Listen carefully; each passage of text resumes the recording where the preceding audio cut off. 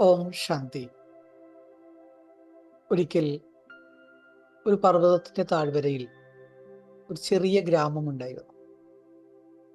അവിടെ ആരവ് എന്നു പേരുള്ള ഒരു യുവാവുണ്ടായിരുന്നു. അവൻ വളരെ സാധാരണമായിരുന്നു. എന്നിരുന്നാൽ തന്നെയും അവന് ചില പ്രത്യേക വിശേഷപ്പെട്ട കലയുണ്ടായിരുന്നു. എന്നാൽ അത്ര വലിയ ബ്രില്യൻ്റ് അല്ല. എന്നാലും ആ ഗ്രാമത്തിൽ എല്ലാവരും ശ്രദ്ധിക്കപ്പെടുന്ന ഒരു പ്രത്യേകത ആ ബാലനുണ്ടായിരുന്നു. അവന്റെ ഉള്ളിൽ എടുത്തു പറയത്തക്ക ഒരു വിശേഷത അവന്റെ സങ്കല്പശക്തിയും ആത്മീക ദൃഷ്ടിയുമായിരുന്നു. ഗ്രാമത്തിലുള്ള ആളുകൾ പല കാര്യങ്ങൾക്ക് വേണ്ടി സിദ്ധി, രിദ്ധി ഇവയ്ക്കെല്ലാം വേണ്ടിയിട്ട് താന്ത്രിക ശക്തികളുടെ പുറകെ ഓടിക്കൊണ്ടിരുന്നു. അതുകൊണ്ട് തന്നെ അവിടുത്തെ ആളുകൾക്ക് അങ്ങനെയുള്ള കാര്യങ്ങളിൽ മുഴുകുന്നത് കൊണ്ട് ചില കാര്യങ്ങളെല്ലാം പെട്ടെന്ന് സാക്ഷാത്കരിക്കാൻ തുടങ്ങി. അവർ എന്ത് വിചാരിച്ചാലും നടക്കുന്നു. സ്വാഭാവികമായും ആ ഗ്രാമവാസികൾ അഹങ്കാരികളാണ്. പിന്നീട് പതുക്കെ ആ ശക്തി, ആ താന്ത്രികത്തിന്റെ ശക്തി കുറഞ്ഞു വരാൻ തുടങ്ങി. എന്നാൽ ആരവ് അങ്ങനൊരു വ്യക്തിയായിരുന്നില്ല. അവൻ തികച്ചും ഇങ്ങനെയുള്ള കാര്യങ്ങളിൽ നിന്നെല്ലാം വേറിട്ട് തികച്ചും ശാന്തചിത്തനായി തന്നെ ഇരുന്നു. എല്ലാ ദിവസവും മുടങ്ങാതെ ധ്യാനിക്കാറുണ്ട്, ആത്മസ്മരണം ചെയ്യാറുണ്ട്, പരമാത്മാവിന്റെ ഓർമ്മയിലിരിക്കുന്നു. ഒരു ദിവസം ഒരു ഗുരു അദ്ദേഹത്തിന്റെ അടുക്കൽ വന്നിട്ട് പറഞ്ഞു, ആരവ്, സത്യമായ സിദ്ധിയും രിദ്ധിയൊന്നുമല്ല, ഓർമ്മയുടെ വിധിയിൽ നമുക്ക് ചില കാര്യങ്ങൾ നേടാൻ.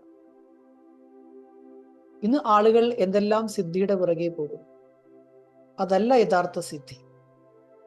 എപ്പോൾ നീ നിരന്തരം ഓർമ്മയിലിരിക്കുന്നുവോ അപ്പോൾ നിങ്ങളുടെ സങ്കല്പങ്ങളിൽ അത്രത്തോളം ശക്തി കൈവരും.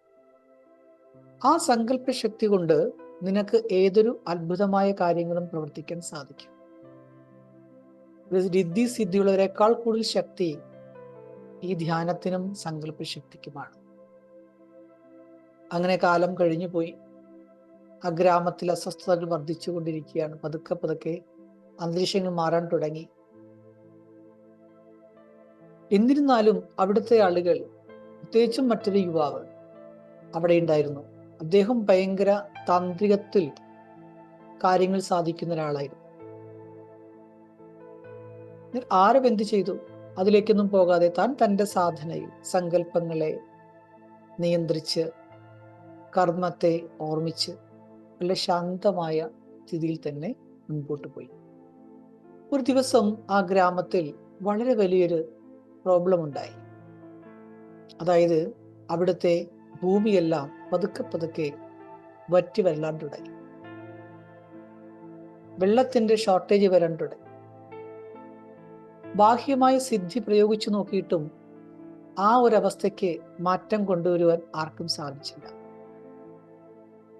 ഈ സാഹചര്യം മനസ്സിലാക്കിയ ആരവ് കുറച്ചു സമയം കണ്ണുകളടച്ച് ആത്മീക ദൃഷ്ടിയോടുകൂടി ഒരു സങ്കല്പമെടുത്തു. എൻ്റെ ഗ്രാമത്തിലെ ജലദൗർലഭ്യത്തിന് പരിഹാരമുണ്ടാകണം, ഈ പ്രശ്നങ്ങളെല്ലാം മാറണം. നല്ല ശുഭസങ്കല്പത്തിന്റെ വൈബ്രേഷൻ ഇങ്ങനെ കൊടുത്തുകൊണ്ടേയിരുന്നു. അവൻ അതിരാവിലെ പോയി ഒരു പർവ്വതത്തിന്റെ മുകളിൽ നിന്ന് ഭഗവാനെ ഓർമ്മിക്കുകയാണ്.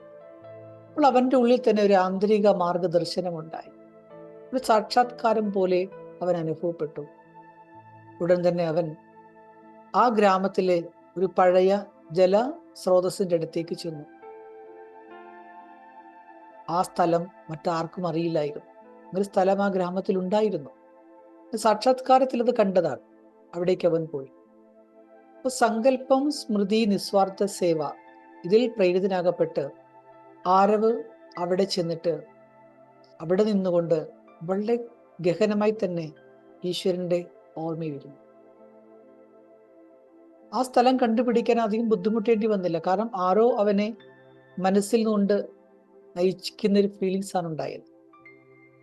അങ്ങനെ അവസാനം ആരവ് അവിടെ തന്റെ ധ്യാനം ആരംഭിക്കുകയാണ്.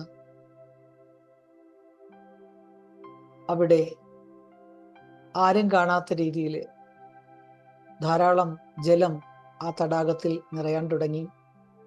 പക്ഷെ ആ ജലം അവിടെ ഉണ്ടായിരുന്നു, തടാകം ഉണ്ടായിരുന്നു, പക്ഷെ ആർക്കും അത് അറിയില്ലായിരുന്നു. എൻ്റെ ഗ്രാമത്തിൽ ഇന്ന സ്ഥലത്തൊരു തടാകം ഉണ്ടെന്നുള്ള ഒരു ചിന്ത അവന് ഉണ്ടാവുകയാണ് ചെയ്തത്. അങ്ങനെ അവൻ ആ വാർത്ത എല്ലാവരെയും അറിയിക്കും. എല്ലാവരും ആ ഭാഗത്തേക്ക് എത്തിച്ചേർന്നു. എല്ലാവരും ആരവനോട് ചോദിച്ചു, നീ ഇതെങ്ങനെ ചെയ്തു, ഇതെങ്ങനെ കണ്ടുപിടിച്ചു? ഉടനെ ആരവ് പുഞ്ചിരിച്ചുകൊണ്ട് പറഞ്ഞു, ഞാനിവിടെ ഒരു തരത്തിലുള്ള വിദ്യയോ സിദ്ധിയോ ഒന്നും ഉപയോഗിച്ചില്ല. ഞാൻ കേവലം എൻ്റെ ആത്മശക്തിയെ, എന്നിലുള്ള ശക്തിയെ ഞാനൊന്ന് ഉണർത്തി ഓർമ്മിച്ചു. ഈശ്വരന്റെ ഓർമ്മയിലിരുന്നു. ആ എൻ്റെ സങ്കല്പത്തിന് ഈശ്വരൻ പ്രതിഫലം നൽകി. ഇതൊരു അവിനാശിയായ ശക്തിയാണ് നമ്മൾ അറിയപ്പെടാതിരുന്ന സ്ഥലത്തേക്ക് നമ്മളെ കൊണ്ടെത്തിച്ചു. അപ്പൊ നമ്മൾ എന്താണോ ഹൃദയം കൊണ്ട് മനസ്സുകൊണ്ട് ആഗ്രഹിക്കുന്നത്, അതിനുള്ള മാർഗനിർദ്ദേശം സ്വയം ഭഗവാൻ തന്നെ നമുക്ക് നൽകുന്നതാണ്. അതായത് രിദ്ധിയും സിദ്ധിയുമെല്ലാം കേവലം അല്പകാലത്തേക്ക് മാത്രമുള്ളതാണ്. എന്നാൽ സ്മൃതിയുടെ ശക്തി, സങ്കല്പത്തെ ശക്തി എന്ന് പറയുമ്പോൾ അത് അവിനാശിയായിട്ടുള്ളതാണ്. എപ്പോഴാണോ നമ്മൾ എല്ലാവരും നിരന്തരം ആത്മാവിനെ തിരിച്ചറിഞ്ഞ് പരമാത്മാവിനെ ഓർമ്മിക്കുകൊണ്ടുള്ള സങ്കല്പം എടുക്കുന്നത്, അപ്പോൾ തീർച്ചയായിട്ടും നമ്മുടെ ഓരോ വിചാരങ്ങൾക്കും ഈ മുഴുവൻ ബ്രഹ്മാണ്ടത്തിനും ശക്തി കൊടുക്കാനുള്ള കഴിവുണ്ടാവും. ഇത് അത്രയും പവർഫുൾ ആണ്. മുഴുവൻ ബ്രഹ്മാണ്ടത്തിനും ശക്തിയെ പ്രദാനം ചെയ്യാൻ സാധിക്കും. ഭഗവാൻ പറയുന്നു, തൻ്റെ ആത്മിക ദൃഷ്ടിയോടുകൂടി തൻ്റെ സങ്കല്പങ്ങളെ സിദ്ധമാക്കും. ആ രിദ്ധി സിദ്ധിയുള്ള ആളുകൾ അല്പകാലത്തേക്കുള്ള കാര്യങ്ങൾ കാണിക്കുമ്പോൾ നിങ്ങൾ ഓർമ്മയുടെ വിധിയിലൂടെ സങ്കല്പത്തെയും കർമ്മത്തെയും സിദ്ധമാക്കൂ. അതാണ് അവിനാശിയായിട്ടുള്ള പ്രാപ്തി.